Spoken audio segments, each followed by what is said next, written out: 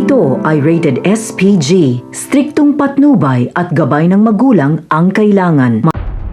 Isang mapagpalang araw, mga kapamilya, matapos kang sabihin ni Boss Divina na ngayong lumalaki na ang kanilang negosyo ay marahil kinakailangan na nila ng proteksyon mula sa mga pulis.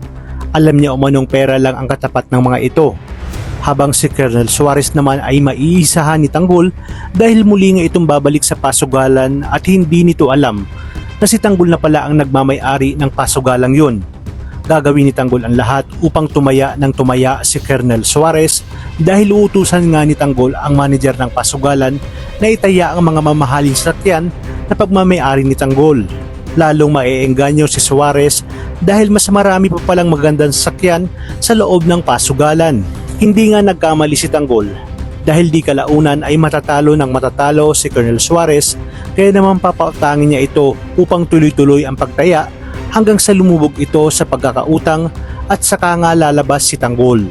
Ikakagulat ni Suarez nang malaman nito na kay Tanggol na pala ang pasugalang na kanyang pinoprotektahan. Sinabi ni Suarez na alam niyang nakitanggol ang Star of Venus kaya naman ibalik na daw ito sa kanya kung ayaw nitong malaman pa ni General Pacheco.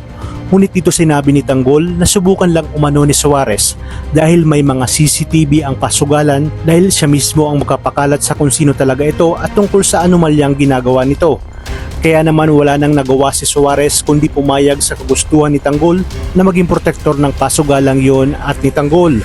Dumako naman tayo kay Boss Divina kung saan tatawagan nito si General Ribas upang makipagkita patungkol sa alok nitong malaking halaga kapalit ng kanilang proteksyon. Dito na rin ipinakilala ni Boss Divina si Tanggol kay General Ribas na siyang ikinagulat ni Ribas dahil pamilyar sa kanya ang mukha ni Tanggol. Hanggang sa maalala niya na ito pala ang pinaiimbestigahan sa kanya dati ni Ramon Montenegro. At dahil tapat siya kay Ramon, ay ipapaalam niya dito lahat ng impormasyon patungkol kay Tanggol, kasama na ang buong pagkatao nito.